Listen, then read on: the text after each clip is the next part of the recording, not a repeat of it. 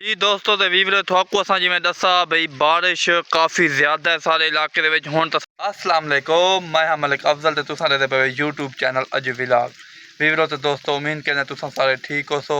वीवरो अज दी video में short video है छोटी जी वीडियो है बनाने का मकसद यह है कि 4-5 घंटे तो सारे इलाके में शदीद बारिश है। मैं यो सोचा है भी अपने वीवरों ते दोस्तों को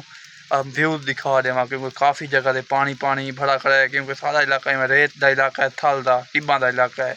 तो वीवरो टिब्बा के उत्ते पानी खड़ा है। तो कैमरे नाल दिखासूँ वीडियो शुरू करने तो पहले सारे चैनल को सब्सक्राइब करो पेज को फॉलो करो कमेंट शेयर लाजमी किया करो वीवरो सारी सपोर्ट लाजमी की करो। अल्लाह तो को सलामत रखे खुश हो आबाद हो।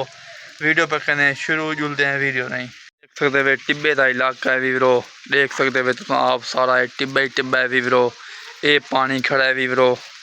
तो सोना कैसो भी ये पानी तो थोड़ा जहा खड़ा है इन तो ज़्यादा पानी मैं तो दिखा सकता शायद सारा कैमरा तो दिखा सके।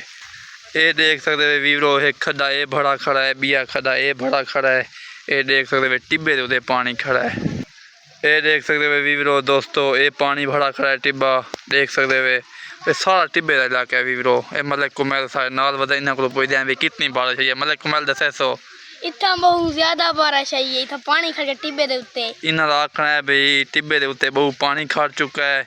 4 to 5 घंटे शदीद थी गए बारिश को वक्फे नाल शुरू हुए बल्कि वक्फा तो आया ही क्या नहीं मैं आखूँ क्योंकि इवें 4-5 मिनटों का वक्फा आंदा वाला शुरू थी वेंदी है मूसलाधार शुरू थी वेंदी है देख सकते वे तो फसलों का व्यू दिखे सूँ वीवरो ओ आओ देख सकते हो तुम कैमरे दे ये देख सकते वे वीवरो ये पानी है सारे इलाके दे विच ये देख सकते वे सारा पानी भरा खड़ा है खड्डे बड़े खड़े ने वीवरो तो दोस्तों जिमें असां थोड़ा दसा है भाई सारे इलाके में कम से कम 5 to 6 घंटे थी गए मूसलाधार बारिश है। ये देख सकते वे वीवरो पानी है रकबा ये सामने थोड़ी अखी की दिस तो नहीं पानी है देख सकते वे अगर यकीन ना हो तो कैमरा जूम कर गिनसो।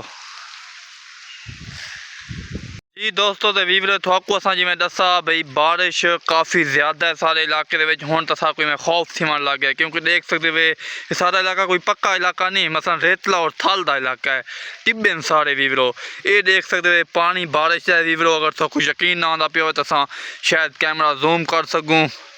देख सकते वे वीवरो अखी की दिस तो नहीं पानी है वीवरो ये कुपाह के हालात देखो अस दिखे सूँ कुपाह के ये देख सकते वे सारा पानी खड़ा है वीवरो क्योंकि 5 to 6 घंटे अगर मूसलाधार बारिश आ वजे ना वीवरो